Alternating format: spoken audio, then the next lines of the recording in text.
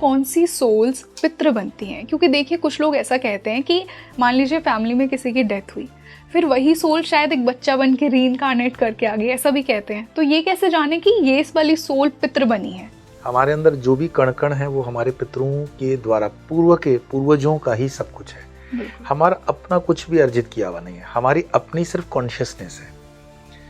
तो कॉन्शियसनेस ने जो फैसला किया कि मुझे फला फला घर में जन्म लेना है, उसके जो भी पैरामीटर्स थे, आत्मा को ये स्वायत्ता होती है कि वो अपने जन्म का स्थान चुन सकती सब है। चूज करके आते हैं। तो चूज करके आ गए, और आपका कर्म जो है और कर्म का ऋणानुबंध जिसको बोलते हैं, जो लेना देना है, उसको ध्यान में रखते हुए वो पितृ वहाँ आते हैं, और जब पूरा हो जाता है वो चले जाते हैं। पर कभी कभार आप देखते हो स्वप्न में कुछ लोग कहते हैं कि बुआ आ गई, मौसी आ गई, नानी आ गई, नाना आ गया, पड़ोसी भी आ गया, पड़ोसी भी आ जाते हैं कि ज़रा ये खिला देना, ज़रा ये पिला देना।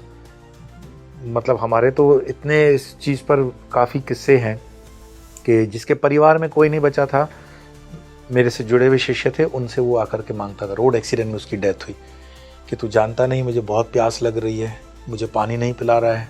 उसकी रोड एक्सीडेंट में डेथ हुई थी। मैं प्रमाण के आधार पर कह सकता हूँ कि I can show you number of videos जहाँ पर स्त्री के अंदर पुरुष का प्रवेश होता है और वो मांगता है और वो खाता है और वो जाता है।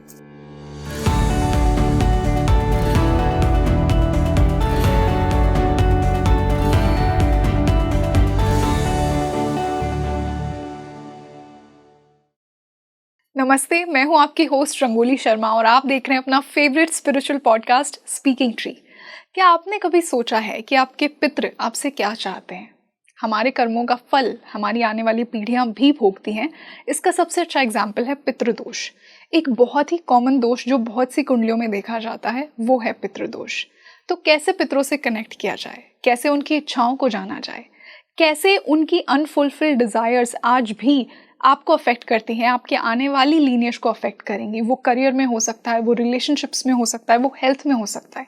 कैसे इन ऑब्स्टिकल्स को हटाया जाए, आज के पॉडकास्ट में हमने इसी पर चर्चा की है। क्या सिर्फ एक बार पिंडदान करने से पितृ शांत हो जाते हैं? ये भी चर्चा की है, और जनरल रेमेडीज की भी बात की है, और ये भी जाना है कि पितृ अमावस्या इतनी इंपॉर्टेंट क्यों है, क्यों उसी दिन पितृ आपसे कनेक्ट करेंगे, क्यों ही ज़्यादा ईजी है पितरों के लिए उस दिन आपसे कनेक्ट करना। तो जुड़े रहिए मेरे साथ इस पॉडकास्ट के एंड तक, क्योंकि बहुत ही खास डिस्कशन होने वाला है आज ही।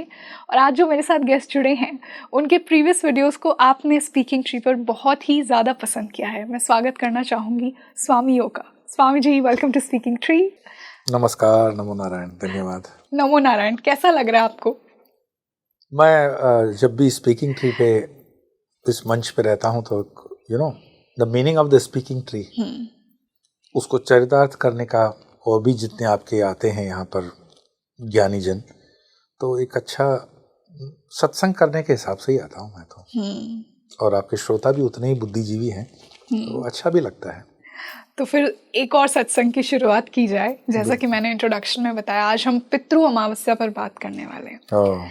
ऐसा कहा जाता है गुरुजी कि हमारे पितरों का आशीर्वाद हमेशा हम पर रहता है। हम बहुत सी चीज़ें हमारे पूर्वजों से लेकर आते हैं, हमारे अच्छे कर्म। कुछ लोग आप पितृदोष भी कुंडली में देखते हैं कि हमारे पितृ हमें इस लेवल तक अफेक्ट करते हैं। तो यहीं से पितृ अमावस्या को एक बहुत ही इम्पोर्टेंट दिन माना गया है। क्यों इतनी इम्पोर्टेंट है ये दिन, क्या महत्व है इस दिन का? सबसे पहले ये व्यवस्था जो है सनातन धर्म में है पितृ की। ये हम मतलब क्योंकि पुराण में है, इसके गुरु पुराण वगैरह में इसका उल्लेख आता है। दूसरे धर्मों में भी ऐसी बात नहीं है कि पितरों को वो नहीं मानते हैं, मानते हैं, पर थोड़ा तरीका अलग है। जैसे अपने सनातन पे तो मैं बोल ही दूं, लेकिन मुझे खुशी है कि आपके स्पीकिंग ट्री को देखने वाले अन्य धर्मावलंबी लोग भी हैं। तो ईद उल फितर होती है, एक्चुअली वो अपभ्रंश है। ईद उल फितर हम मानते हैं उसको, वो अपने पूर्वजों के निमित्त ही उस दिन दान पुण्य भी करते हैं। इसी तरह क्रिश्चियनिटी के अंदर भी पूर्वजों को श्रद्धांजलि देने के निमित्त बहुत कुछ किया जाता है। लेकिन coming to our own topic, हमारे ऋषि मुनियों ने जो सनातन की हजारों साल की व्यवस्था है उसमें ये माना कि पंच महाभूतों का जो ये शरीर है, फिजिकल बॉडी, तो उसके अन्नमय कोश है, मनोमय कोश, ज्ञान, विज्ञान, आनंद। तो अन्नमय कोश जो है उसको तो हिंदू पद्धति में 99% अग्नि को सुपुर्द करके हमने जला दिया। हाँ, कुछ अपवाद स्वरूप वो भी एक परंपरा है जहाँ पर भू समाधि दी जाती है या जल समाधि दी जाती है, वो भी एक रास्ता है। पर किसी भी तरह से पंच महाभूतों में हम शरीर को विलीन कर देते हैं। तो जब शरीर विलीन हो जाता है तो कहानी वहां समाप्त नहीं हुई। गरुड़ पुराण के हिसाब से अभी तो कहानी स्टार्ट हुई, आपकी जर्नी स्टार्ट हुई। मैं उसमें नहीं जाऊंगा कि उसमें जो काफ़ी कुछ चीज़ें हैं उसको वैज्ञानिक तरीके से समझा पाना और समझना बहुत ज़रूरी है। मैं मानता हूं कि सनातन धर्म के हर एक पहलू को वैज्ञानिक दृष्टि से अगर हम समझें तो ही उसकी जो वैल्यू है ना बढ़ जाती है। तो ग्रॉस बॉडी और उसके अंदर सब्टल बॉडी, जो सबकॉन्शियस, स्थूल के अंदर जो सूक्ष्म हमारा जगत, सूक्ष्म जो आत्मा है, कई बार क्या हो जाता है, ये मैं जो आपको अभी कोट कर रहा हूँ एग्जाम्पल, ये बिल्कुल प्रत्यक्ष रूप से सच्चे हैं जी। कि हमारे परिचित उनके वो बताते थे कि दादाजी जब मरे थे तो आग लगने से उनकी मृत्यु हो गई थी। और पितृदोष तो दिखता है, जन्म कुंडली में दिखता है। जन्म कुंडली आपकी अगर समय आपका ठीक है, डेट ठीक है, तो जन्म कुंडली में बिल्कुल दिखता है। इसको कोई नकार नहीं सकता, ये वैज्ञानिक है। अब ये क्यों दिखता है, कैसे दिखता है, वो एक विषय अलग हो जाएगा, लेकिन दिखता है। तो वो जो उनके फैमिली के बुजुर्ग थे, अग्निकांड में उनका मृत्यु हुआ था और पितृदोष पूरे परिवार को परेशान कर रहा था। फिर पूजा करवाई गई। अब पितृदोष की जो पूजा होती है वो भी बड़ी इंटरेस्टिंग होती है। एक क्या होता है, आजकल सब स्कीम्स चलती हैं, निगूढ़े जो कर्मकांडी ब्राह्मण है वो भी घुसे हुए हैं। मतलब उसमें क्या होता है कि जो पूजा करवा रहा है उसको तो पता ही नहीं, उसने तो श्रद्धा से आपको पैसे वैसे दे दिए, आप पूजा करवा लो। तो एक साथ 25-30 की वो पूजा करवा लेते हैं। मैं मानता हूं कि जहां तक बने इस पूजा को अकेले पारिवारिक मतलब गोत्र के अनुसार करना चाहिए, सामूहिक नहीं करना चाहिए। क्योंकि पितृदोष अगर है वास्तव में तो उसका कोई शॉर्टकट ये नहीं है कि आप कहीं पे भी चले गए ABC जगह पर और उसको ब्राह्मणों को खिला पिला दिया, पूजा हो गई, सुबह से बैठे शाम तक हो गया, बीच में आपका भी थोड़ा सा ब्रेक हो गया और फलाहारी ले ली। उसमें जो पद्धतियां हैं, पितृदोष की पूजा करने से 3-4 दिन पहले एक प्रोसीजर स्टार्ट होता है।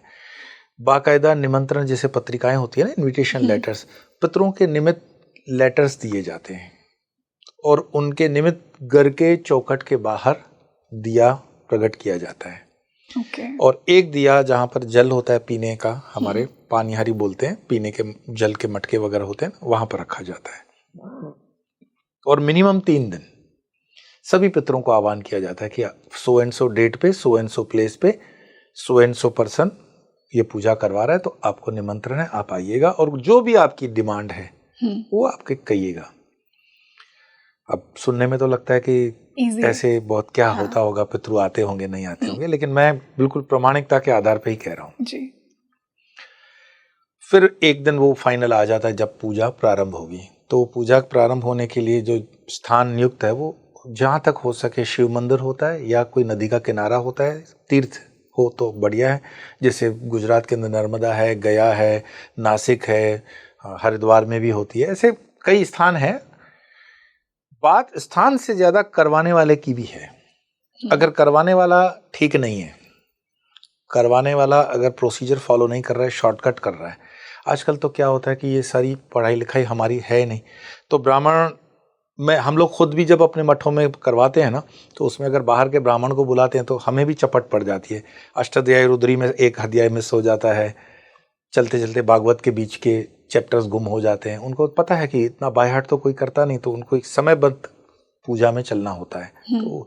तो इसमें एक ध्यान रखा जाए कि ब्राह्मण जेन्युइन होना चाहिए। जब तक वो जेन्युइन नहीं होगा, वो पूजा करवाने का ठीक है, कोई बहुत बड़ा लाभ नहीं मिलता है। और मार्केट में जैसे हम मानो कि जैसे जैसे मार्केट में नाम बड़ा होता है ब्राह्मण का, कि हम खुद भी जिसको इस्टेब्लिश करते हैं, पता पड़ता है 6 महीने के बाद वो भी करप्ट हो गया, क्योंकि उसके पास बहुत ग्राहकी आ गई, बिल्कुल, तो उतना वो संभाल नहीं पाता है। तो ये विषय हमेशा से रहा है श्रद्धा का, और जो समाज की व्यवस्था थी उसमें ब्राह्मण बहुत गंभीरता से ये पूजा करते हैं उस समय। आजकल मैंने कहा कमर्शलाइजेशन बहुत हो गया। तो जब पूजा 3-4 दिन के उस प्रोसीजर के बाद सर्वपितरों की पूजा होती है, तो उसमें एक विशेष स्तोत्र से लास्ट में उसका आह्वान होता है पितरों का। और ये मैंने अपने जीवन में कई बार देखा है कि जो अतृप्त पितृ होते हैं वो किसी भी बहू में आएगा, बेटी में आएगा, बेटे में आएगा, उसके माध्यम से आकर के वो बोलता है कि मुझे ये खाने को चाहिए या मेरे साथ ये हो गया।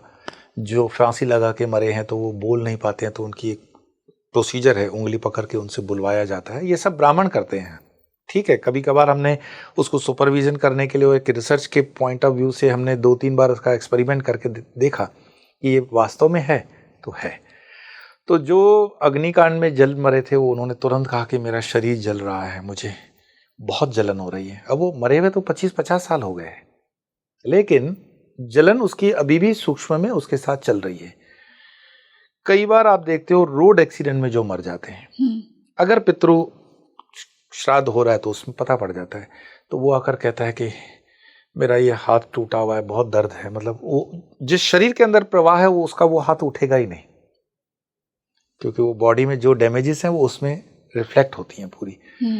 फिर उसको धीरे धीरे करते हुए हम मतलब जो है उसको नॉर्मल फील करवा करके फिर ऊर्ध्व गति में उसको भेजा जाता है। मतलब सर्वपितृ का जो श्राद्ध होता है उसको लास्ट में जो पद्धति है उसको तृप्त करके नारायण बलि वगैरह जो भी उसमें होगा उसको उस लोक में आगे बढ़ाया जाएगा। तो ये जैसे मैंने आपको बताया गरुड़ पुराण वगैरह में इसका बहुत विस्तार से बताया गया है। इसमें कई चीज़ें समझनी, कई चीज़ें नहीं समझनी, कई चीज़ें लेनी न लेनी। तो जो ये विज्ञान के दृष्टि वाले लोग होते हैं, इनका लॉजिक, एनालिटिकल माइंड इतना शार्प होता है कि वो प्रश्न पे प्रश्न पूछते हैं। तो वो किसी संकट से निकल रहे थे और मेरे व्यक्तिगत, क्योंकि पढ़ाने वाली टीम में थे, तो उन्होंने कहा कि स्वामी जी क्या इसका समाधान जो आप बताते हो सर्वपितृ से हो जाएगा? मैंने कहा आई डोंट नो, तुम्हारी श्रद्धा क्या कहती है? नहीं, बोले I don't means believe in all these things. मैंने कहा जब विश्वास नहीं करते हो तो फिर करना क्यों? बिल्कुल नहीं, बोले मेरे हस्बैंड का विश्वास है कि ये रास्ता है और मेरा विश्वास है कि ये रास्ता नहीं है। तो मैंने कहा दो रिस्क है, या तो करके इसका अनुभव कर लो या न करके जीवन भर पछताते रहो, चॉइस इज योर्स। कुल मिलाकर के उनके पास व्यवस्था भी इतनी खास सोर्सेस वगैरह आदमियों के संपर्क नहीं थे। तो मैंने कहा ठीक है, एक काम कर लेते हैं, इसको करके देख लो। उन्होंने कहा तो फिर फुल फैमिली को बुलाना पड़ेगा। उसमें प्रोसीजर होता है कि आप अपने पूरे परिवार को निमंत्रण देते हो, उसमें जितने आएंगे आएंगे, नहीं आएंगे तो उनकी मर्जी।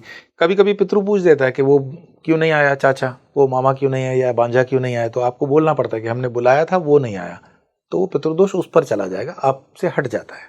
रियली? हाँ हाँ। और पितृ चाहते हैं कि सब लोग आए? पितृ चाहते हैं कि वो अपने सारे जुड़े हुए लोगों को देखें, है ना। इसीलिए पहले श्राद्ध वगैरह होता था तो पूरे गांव के लोग जो जमा होते थे, उसमें कोई मूर्खता नहीं थी।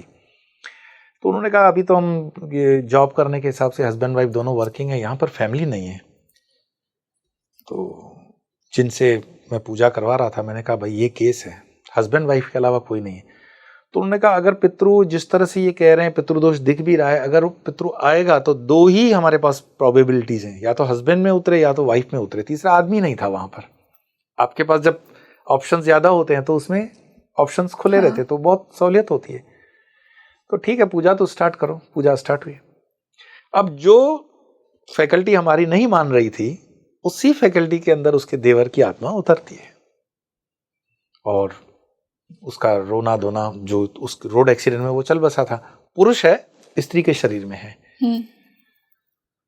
वो चीजें हुई। और मैं तो अपने काम में आश्रम में व्यस्त था। मुझे बताया कि 2 में भी इस तरह से हुआ है। ये एक एक्स्ट्राऑर्डिनरी चीज होती है, बहुत रेयर केस में ऐसा होता है।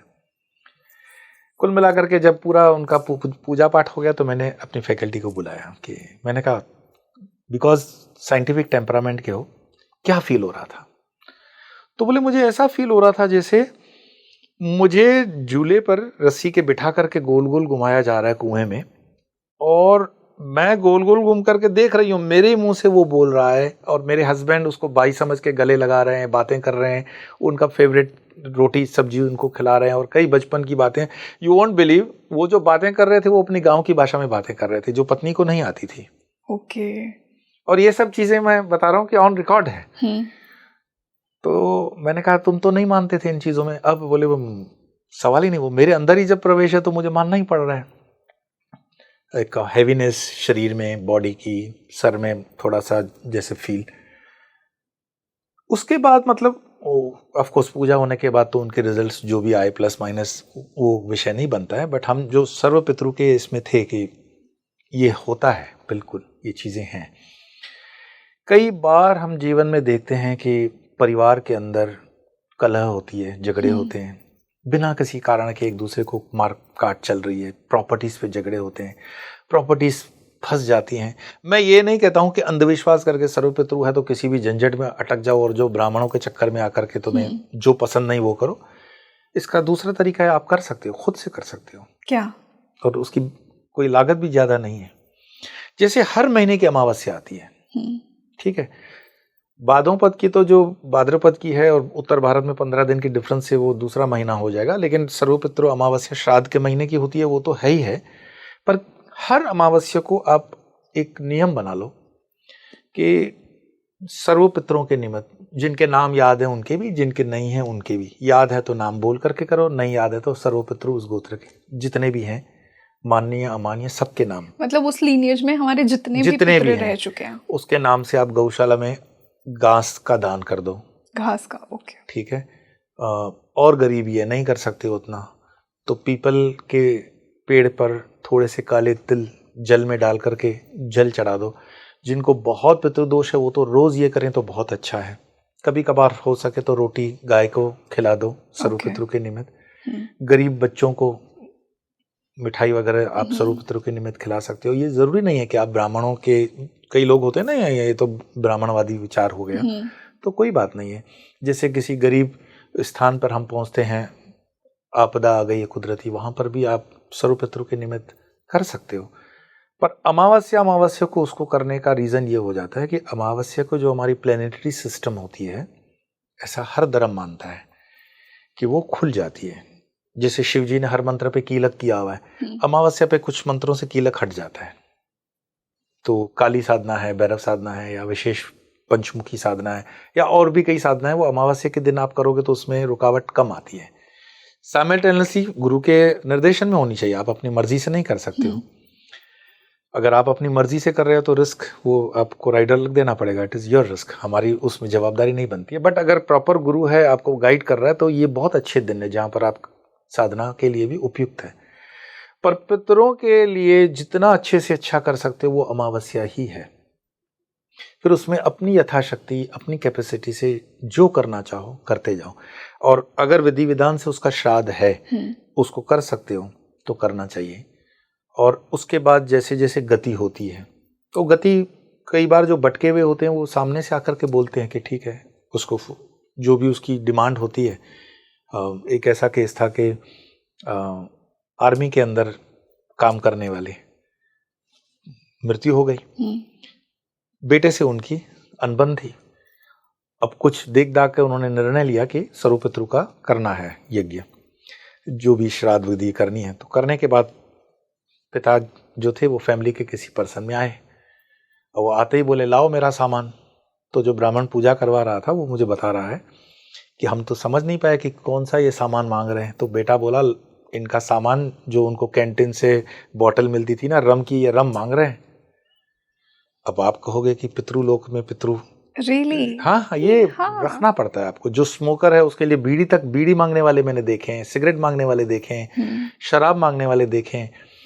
आप न चाहे ऐसे पदार्थ जिसमें उसका मोह अटका हुआ है, लास्ट में वो पदार्थ मांगेगा ही, और उसके बाद ही उसकी आगे की गति होती है, उस वजह से वो अटका हुआ है। तो कई बार हम समाज के डर से या अपने ही मनगढ़ंत बातों में अटक जाते हैं। तो इन्होंने जब बोला कि लाओ मेरा सामान, तो गुजरात में दारूबंदी है, गुजरात में कहाँ से लाएगा। तो फिर उनके जो थोड़े बहुत संपर्क के होंगे आर्मी वगैरह के लोग, उनसे कहा गया कि भाई अभी लाते हैं, एक बोतल लाते हैं। तो वो चाहते हुए बोलता है तुझे पता नहीं है मुझे 2 लगती हैं। ये पितृ बोल रहा है उनके शरीर से। 2 बोतल लाई गई, और जिसके अंदर उनका प्रवेश है वो स्त्री शरीर है, और वो स्त्री शरीर बॉटल खोल करके पूरी बॉटल अपने मुंह पे लगा करके duck duck duck duck 2 bottle P गया। जो पीने वाला दिखने में शरीर भले स्त्री है, लेकिन उसके अंदर जो पितृ है वो पुरुष है। और फिर उनको कहा गया कि भाई अब तो आपकी इच्छा पूरी हो गई, अब आगे की यात्रा करें और जो है परिवार को परेशान वगैरह जो भी है उसको क्षमा करें, आपकी कृपा बनाएं। उनसे और भी पूछा जाता है कि परिवार में और भी कोई रास्ते में खड़ा है, तो वो बताते हैं कि हाँ ये है, नहीं होगा तो बता देगा कि नहीं और कोई नहीं है, तो आप आगे की यात्रा करो। तो ठीक, आगे की यात्रा से पहले उनकी एक निशानी होती है, वो कभी भी ग्लास वगैरह में पानी नहीं पीते हैं। ओके। आप जब जल पिलाते हो तो गुजराती में कहेंगे, आप इसको क्या बोलोगे? हथेली। हाँ, हम लोग खोबा बोलेंगे, इस खोबे में पानी पिलाते हैं ना, गांव में जैसे पानी पिलाते ऊपर से। तो पितृ कभी भी गिलास से पानी नहीं पिएगा, पात्र से पानी वो नहीं पिएगा, उसको इसी तरह से ही पानी पिलाया जाता है। वो पानी पिएगा, अब उसके जाने की तैयारी है, और तब उसको बोला जाता है पूरे परिवार को आप आशीर्वाद दो, एक एक करके प्रणाम करते हैं, और अब वो आगे जाएगा। उसमें भी जिस बेटे के साथ उसका थोड़ा सा अनबन था, उस बेटे को वो हाथ नहीं रख रहा है। वो ब्राह्मण उसको बोल रहे हैं अब तो क्षमा कर दो, अभी भी नाराज है।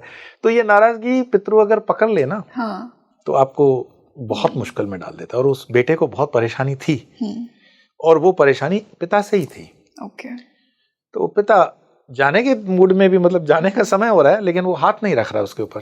तो ब्राह्मण दोनों का पैचअप करवाता है कि आप बड़े हो। उसको ऐसा नहीं, हृदय मतलब आप अगर सजेशंस देते हो तो वो मान जाते हैं कि आप अपनी आगे की यात्रा में जा रहे हो। तो बेटा है आपका, क्षमा याचना कर दी, उसको बोले चल पाँव पर ले, जो गलतियां हो गई माफी मांग ले। और वो जेन्युइनली माफी मांग लेता है, क्योंकि अब तो शरीर रहा नहीं, हो तो जान रहा है कि इसके अंदर है, तो जरूर उसने इसको दुख दिया है। तो दिल से उसने माफी वगैरह मांगी। तो उसको कहता है कि आपका ही बेटा है, इसको क्षमा कर लो और आप आगे की यात्रा में जाइए।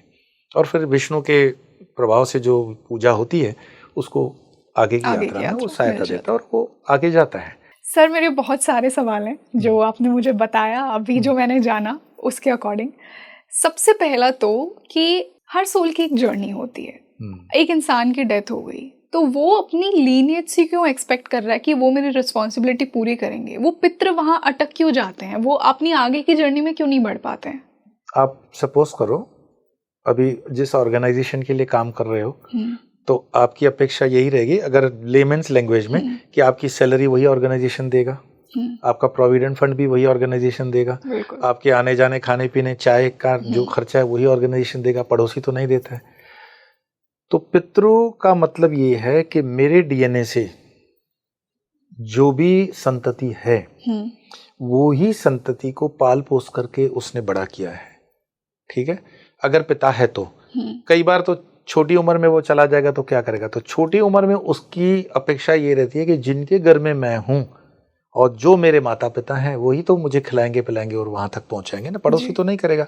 लेकिन मैं बहुत अच्छी बात बता दूं, जब सर्वपितृ यज्ञ होता है ना, तो उसके अंदर हम मतलब ब्राह्मण जो है उनको पूछता है कि आपके अड़ोस पड़ोस का जो व्यक्ति आपको पसंद है, आपके जो परम मित्र हैं, आपके जो परम स्नेही हैं, आपके जो परम पशु हैं, गाय भैंस कुत्ता, अगर उसको भी उस श्राद्ध में सम्मिलित किया जाता है तभी जाकर के वो श्राद्ध समाप्त होता है। तो ऐसा नहीं है कि वो अपेक्षा जो रख रहा है वो अपेक्षा कोई लॉजिकल नहीं है। जो जिस घर में होगा, जो जिस कुल में होगा, जो जिस फैमिली में होगा, जो जिस गोत्र में होगा, उनकी ही जवाबदारी बनती है। इसीलिए आप देखोगे भारतीय समाज के अंदर जब कोई शादी ब्याह होता है तो पहले पितरों के लिए एक थाल निकाल दिया जाता है भोजन का, है ना, बिना टच किया हुआ, जूठा नहीं होता है। जो लोग इस चीज को मानते हैं वो तो आज भी कर रहे हैं। अच्छा, नहीं मानने से क्या होता है? मुझे नहीं, आपके कमेंट्स में भी आते हैं ये चीज क्या मुस्लिम्स और क्रिश्चियंस को नहीं लगती है? जो पुलिस वाला है उसके ऊपर कानून की धारा और तेज चलती है कोर्ट से। तो सनातन धर्म की यात्रा हजारों साल की है। दूसरे धर्म अभी लर्न कर रहे हैं इस चीज को, अब मान रहे हैं। अब जो जन्म पुनर्जन्म की बातों पे अब वो जाकर के थोड़ा थोड़ा ठहराव आ रहा है उनके अंदर रिसर्च के बाद। तो ये चीजें बेसलेस ऐसा कंपेयर करना कि नहीं ये हिंदू में ही होता है दूसरे में क्यों नहीं होता है, तो होता तो सब में है। मेरे विदेशों के भी जो मित्र हैं वो भी बताते हैं। अगर आपको याद हो, बहुत बड़े व्यापारी या इंडस्ट्रियलिस्ट कह सकते हैं, बिजनेसमैन, जो विदेश से यहाँ गया में श्राद्ध करने आए थे, ठीक है, उनको बेटा बार बार दिख रहा था। मेरे ख्याल से बड़ी माइक्रोसॉफ्ट लेवल की कोई कंपनी थी, उस तरह का कोई व्यक्ति था। और जब उन्होंने श्राद्ध कर दिया तो फिर उनको ये सब मतलब संतुष्टि भी रही कि हाँ everything is perfectly all right. तो इस चीज़ को कंपेयर हम नहीं कर सकते हैं कि हमारे में ही क्यों और हमारे परिवार के ही पितरों से, पितृ पर्टिकुलर फैमिली से ही क्यों, क्योंकि ये दायित्व है ना, जैसे पति और पत्नी का अनुबंध है आध्यात्मिक। अब पत्नी अपने पति से ही मांग सकती है कि मेरे लिए साड़ी ला देना, पड़ोसी से तो नहीं मांगेगी। बिल्कुल। तो अगर वो चली भी गई है ऊपर तो किससे मांगेगी? पड़ोसी से मांगेगी क्या? लॉजिकली नहीं मांगते। पर कभी कभार आप देखते हो स्वप्न में कुछ लोग कहते हैं कि बुआ आ गई, मौसी आ गई, नानी आ गई, नाना आ गया, पड़ोसी भी आ गया, पड़ोसी भी आ जाते हैं कि जरा ये खिला देना, जरा ये पिला देना। मतलब हमारे तो इतने इस चीज़ पर काफ़ी किस्से हैं कि जिसके परिवार में कोई नहीं बचा था, मेरे से जुड़े हुए शिष्य थे, उनसे वो आकर के मांगता था। रोड एक्सीडेंट में उसकी डेथ हुई कि तू जानता नहीं मुझे बहुत प्यास लग रही है, मुझे पानी नहीं पिला रहा है। उसकी रोड एक्सीडेंट में डेथ हुई थी। तो फिर वो डर डर के रोज़ 3 बार उठ लिए। एक बार तो मैंने ही उसको कहा कि नहीं हो सकता है, बहुत सोच लिया होगा इस वजह से।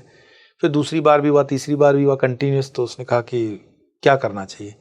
तो जिस जगह उसकी डेथ हुई थी वो चौराहा जो भी था, मैंने कहा कि उसको जल से मटका भर करके, कोरा मटका वहाँ से ढक के छोड़ दो और उसका नाम लेकर के बताना कि तुम्हारे लिए जल रख दिया है, अब आप जल यहाँ से ग्रहण कर लो।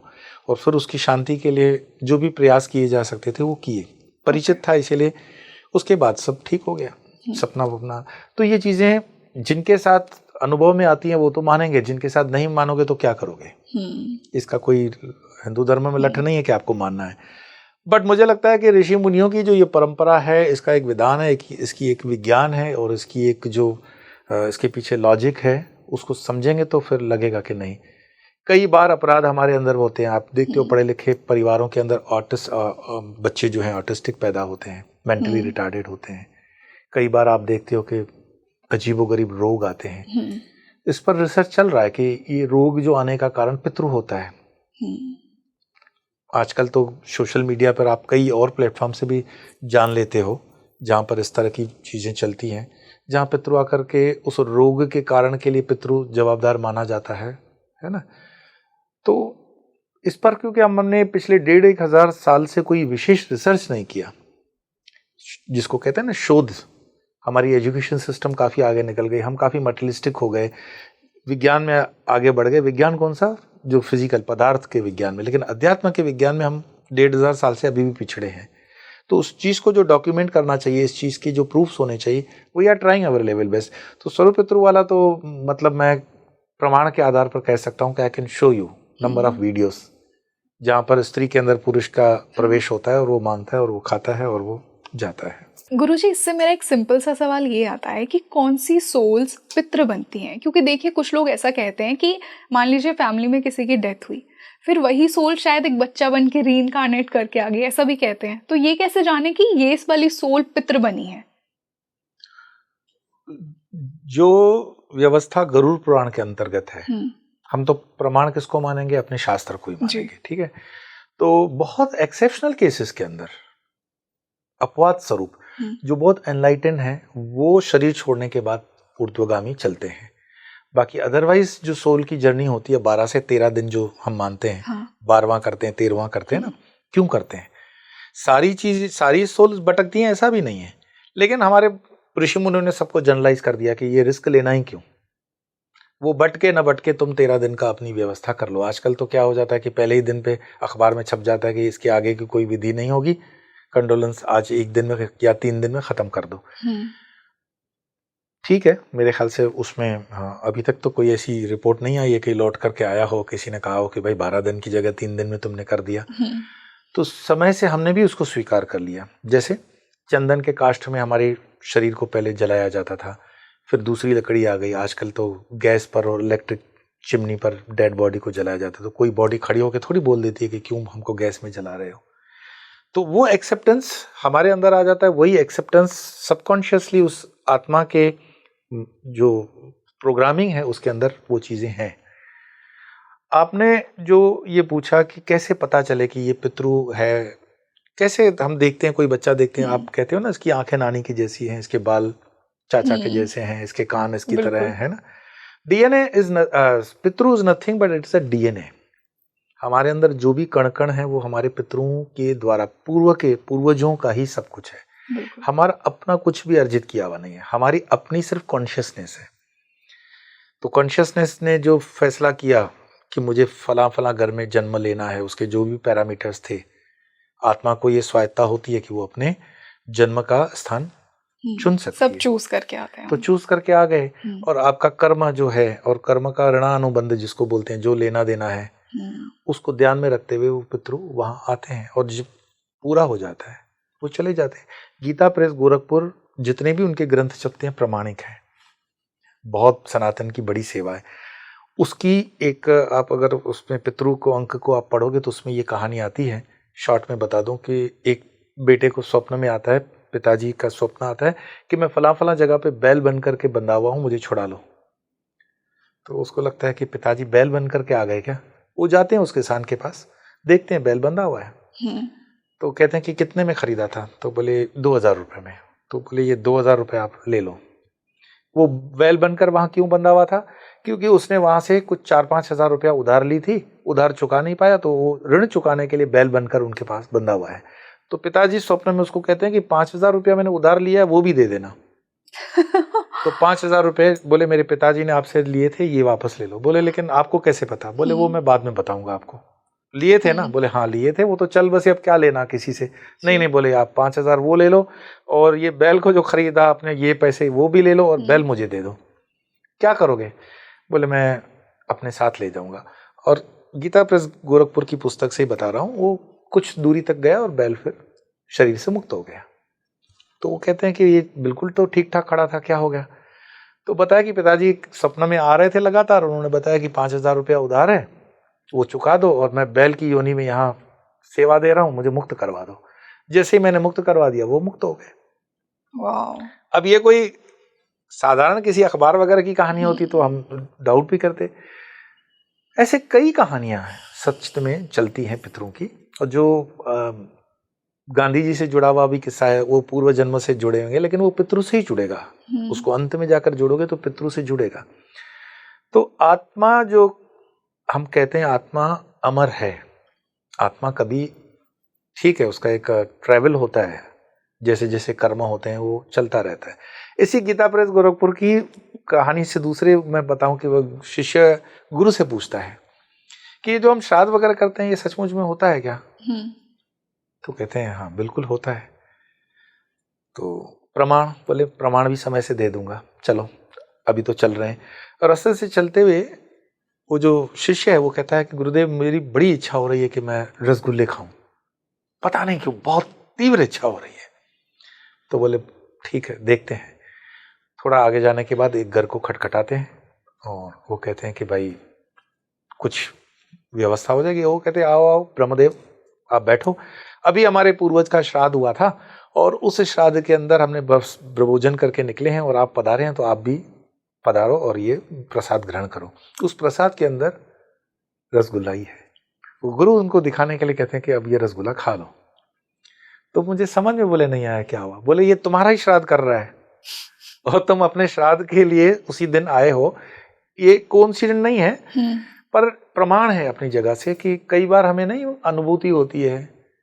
जन्म नहीं होता है पितरों का, ऐसा बात नहीं है, कई बार जन्म हो जाता है, लेकिन अनायास हमारे जीवन में कुछ घटनाएं होती हैं, तो उस घटनाओं का कहीं पर हो रही घटनाओं से संबंध होता है। लेकिन हर चीज को मैथमेटिकली हम जोड़ने जाएंगे तो दिमाग की दही बन जाएगी।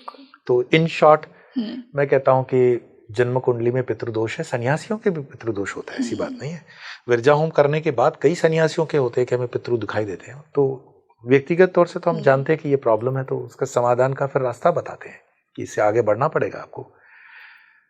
तो है इसको कई बार वैज्ञानिक पैरामीटर से हम साबित करने जाएंगे तो अपना धर्म इतना सस्ता नहीं है कि मैं कहूं साबित करूं तो धर्म है, नहीं तो नहीं है। मेरी माँ है तो है, क्या डीएनए रिपोर्ट करवाऊंगा तो ही मेरी माँ बनेगी क्या। तो ऋषि मुनियों का ये जो परंपरा है, ये जो पितृ दोष की बातें हैं, पितृ है, अमावस्या है, ये चीजें हैं, माननी पड़ती है। और विज्ञान के पथ पर चलने वाले, जैसे मैं बता रहा हूँ, हमारी तो पूरी टीम एक रिसर्च टीम की तरह हम काम करते हैं। आई एम कन्विंस्ड कि ये चीजें हैं। तो गुरुजी, इससे मेरा एक ही सवाल आता है कि आपने कहा कि पितृ जब आते हैं, पूजा वगैरह जब हम करवाते हैं, तो इनमें वो ये चीज़ें मांगते हैं कि मुझे ये खिलाओ वो खिलाओ, तो यही चीजें वो क्यों मांगते हैं, उनकी इच्छाएं इन चीजों में क्यों अटकी रहती हैं और इतनी छोटी चीजों से वो खुश हो जाते हैं? नहीं नहीं नहीं नहीं, इस चीज को इस तरह नहीं समझेंगे कि छोटी चीज से वो खुश हो गए या इन चीजों से वो क्यों अटक गए। वी नेवर नो, कभी कभी नहीं, हम बहुत साधारण सी चीज होती है, मन को भा जाती है। जैसे कोई आदमी, हम ट्रैवल करते हैं, अपने आश्रम पहुंचते हैं तो हम कहते हैं कि हमें सिंपल दाल चावल ही खिला दो, है ना, दाल चावल प्रिय है मेरे। तो जो चीज मनुष्य को बहुत प्रिय है, स्पेशली वाटर का जो होता है, पानी, कहते हैं कि आपके जीवन में अगर प्यास मरते समय रह गई, क्यों लास्ट में जल क्यों देते हैं? आपने देखा होगा कई हिंदी फिल्मों में भी तुलसी का पान रख करके जल देते हैं। क्यों? जल से कई तृप्तियां जोड़ी गई हैं। जल हर, मतलब प्यास जिसको बोलते हैं ना, हर एक अपनी इच्छा का समाधान है। तो जल से जुड़ी हुई कई जल मेमोरी है वगैरह वगैरह, वो विषय अलग हो जाएगा। तो उसका मात्र संकेत ये है कि अगर कोई इच्छा इसकी रह गई हो तो उसके साथ तुलसी का पत्ता है और जल है, तो इससे शुद्ध और क्या हो सकता है? गंगा जल वगैरह डाल करके मुख में उसको विदा देते हैं। बावजूद इसके कई बार चीजें रह जाती हैं, तो हमारे गहरे अंतर मन में, ये तो फिजिकल बॉडी गई ना, मैंने कहा सूक्ष्म मन रह जाते हैं, तो सूक्ष्म मन में अगर उसका निशान प्रगार है तो वो उसको ढूंढता है, उसको वो पाना चाहता है। और है क्या? वो खाता तो है नहीं, उसका स्मेल से ही तो है, किसी और माध्यम से ही तो उसमें उतर करके वो अनुभव कर रहा है ना। वो सेवन कैसे करता है उसका? हाँ, किसी और शरीर के माध्यम से उसको सिर्फ अनुभव कर रहा है, दूसरे की। तो दैट इज स्मेलिंग सेंस। हम जब यज्ञ में आहुतियां डालते हैं तो कई लोग नहीं कहते हैं कि आप तो सामग्री जला रहे हो। अरे भाई, तुम अपना विज्ञान अपने पास रख लो। ये विज्ञान के माध्यम से दिख रहा है कि जल रहा है, पर वास्तव में उसका जो एनर्जी रिलीज हो रही है, वो एनर्जी पर्टिकुलर डीटी को जा रही है, तब तो वो तृप्त हो रहा है। वरना आप सोचो, पुराने जमाने में जितने आप वेद वगैरह पढ़ते हो, शास्त्र पढ़ते हो, कि वर्षा करने के लिए यज्ञ हो रहा है, तो इंद्र को वो आहुतियां मिल रही हैं, तो कैसे मिल रही हैं? वो वायु मार्ग से जा रही है। तो कुछ चीजें हैं जिसको लॉजिकल समझोगे तो समझ में आ जाएगी, बाकी विद्रोही होना है, धर्म के विरुद्ध ही सोचना है, तो उसका कोई समाधान नहीं है। बिल्कुल। गुरुजी, जैसा आपने पूजा की बात की, तो बहुत से लोग पिंडदान करवाते हैं पितृ शांति के लिए। एक बार गया जी जाकर पूजा करवा दी, वाराणसी जाकर पूजा करवा दी, तो क्या अगर गहरे से गहरा पितृ दोष भी है, क्या वो सिर्फ एक पूजा से शांत हो सकता है? कई ब्राह्मणों के संपर्क में मैं रहा हूं, तो मुझे पहले ऐसा लगता था, वो व्यापारी बुद्धि से कहते हैं कि नहीं, जहां तक हो सके आप जहां जहां जाएं तो पितृ के निमित्त दान करते रहें। तो मैंने कहा, एक बार दान करने से वो तृप्त नहीं होंगे? तो उसको उन्होंने जो मुझे बताया कि जैसे फोन है, एक बार चार्ज करने से चार्ज हो जाएगा क्या? या मनुष्य है, एक समय भोजन करने से जीवन भर भोजन हो जाता है क्या? उसी तरह से कोई घर में प्रसंग है, जैसे शादी है किसी की, कोई अच्छा प्रसंग है, तो अपने पितरों के निमित्त, सर्व पितरों के निमित्त कुछ दान निकाल करके गरीबों में देना, मैं नहीं समझता हूँ ये कोई बुरी हैबिट है या बुरी आदत है। और जो भी यदा कदा कोई पितृ अभी भी सपोज करो उस पर से मुक्ति नहीं पा रहा है, तो उसके लिए वो काम करेगा कि चलो हमारे वालों ने याद तो किया, इससे वो तृप्त होते हैं। उनका स्मरण मात्रेण, कई बार नहीं होता है कि स्मरण मात्रेण से तृप्ति आ जाती है कि याद तो किया कि हाँ, वो चाहते हैं कि एटलीस्ट हमें याद तो रखो। आपको दूर से एक बार फोन आ जाता है अपने बच्चों का विदेशों से, माँ बाप को, तो माँ बाप को वो फोन से थोड़ी कुछ चॉकलेट आते हैं या मिठाई आती है, बट वो स्मरण आ गया कि बच्चे ने याद किया, तो एक तृप्ति आ जाती है। गुरुजी, ऐसा भी कहा जाता है कि सिर्फ घर का पुत्र ही पितृ शांति करवा सकता है, क्या बेटियां नहीं करवा सकती? नहीं, ऐसा कहीं भी ऐसा उल्लेख नहीं है कि पितृ की शांति के लिए सिर्फ बेटा ही होगा। नहीं, बेटियां भी कर सकती हैं, और बेटियां कर सकती हैं, बिल्कुल करना भी चाहिए। और आज जब वर्तमान के अंदर हम देखते हैं कि परिवारों में एक ही बच्चा है, तो बेटी हो सकती है। मुखाग्नि कई जगहों पर हमने देखा है, बेटियां मुखाग्नि देखती है। आपके दिल्ली में एक हमारी बहन का मैं देखता हूँ रील, जो लावारिस लाशों को अग्नि देती हैं, बहुत अच्छा कार्य है। जो पुरुष नहीं कर पाया वो करती हैं। तो इस तरह बहुत से जो अंधविश्वास है उनके ऊपर हमें उठ जाना चाहिए। ठीक है, प्राधान्य पुरुष को इसीलिए उस वक्त दिया गया क्योंकि उस समय पुरुष प्रधान समाज था। सब कुछ खेती पर निर्भर था, खेती करने वाले पुरुष थे, पैसे का डील भी वही करते थे। आजकल मल्टीनेशनल, मल्टी टैलेंट और मल्टी फील्ड के अंदर हम सब हैं। तो मुझे लगता है नहीं, शास्त्र ने इसके लिए कहीं पे भी मना नहीं किया है। अगर कोई पंडित या कर्मकांडी ब्राह्मण इस तरह का कहता है तो आप उससे पूछो ये कहाँ लिखा हुआ है, प्रमाण दो। अखबार का प्रमाण मत लेना, बोलो शास्त्र का प्रमाण दो, कहाँ लिखा हुआ है ना। और मैं प्रमाणित बता रहा हूं कि ऐसा कहाँ भी लिखा हुआ नहीं है। कहीं नहीं लिखा कि बेटी नहीं कर तो सकती। नहीं लिखा हुआ है तो उसका मतलब कर सकती है। और अगर कोई कहता है कि बेटी नहीं कर सकती तो तुम दिखा दो कहाँ लिखा हुआ है। क्योंकि गुरुजी वही बात है कि जो पितृदोष होगा वो तो बेटी की कुंडली में भी दिखेगा ना जब आता है, क्योंकि वो और बेटी same को line करना में भी जा रही चाहिए, बेटियों को भी करना चाहिए और बिल्कुल कर भी रही है आजकल। तो सब हो रहा है। गुरुजी, जैसा हमने स्त्रियों की बात की, आपने जो मुझे 2 इंसिडेंट्स बताए उसमें आपने कहा कि जो पितृ की आत्मा थी वो दोनों टाइम स्त्रियों में आई जी। तो ऐसा क्यों कि पुरुष में क्यों नहीं आई? नहीं, पुरुषों में भी आती है। अच्छा। लेकिन क्या हो जाता है कि आप सपोज करो कार हाईवे से लेके जा रहे हो तो आपके पास 2-3 ऑप्शन है। एक स्टेट हाईवे भी है, नेशनल हाईवे भी है और एक बाईपास रिंग रोड भी है। और आपको जल्दी पहुंचना है, इजी करना है, तो आप इजीएस्ट जो है रिंग रोड से निकलते हुए आप निकल जाओगे बाईपास करते हुए। जिस शरीर के अंदर वो ऊर्जा आसानी से उतर सकती है उसको वो पहले चिन्हित करती है। इसलिए स्त्री में आता है क्योंकि भावनाशील है ना, वो भावनाशील है, वो ग्रहण करती है।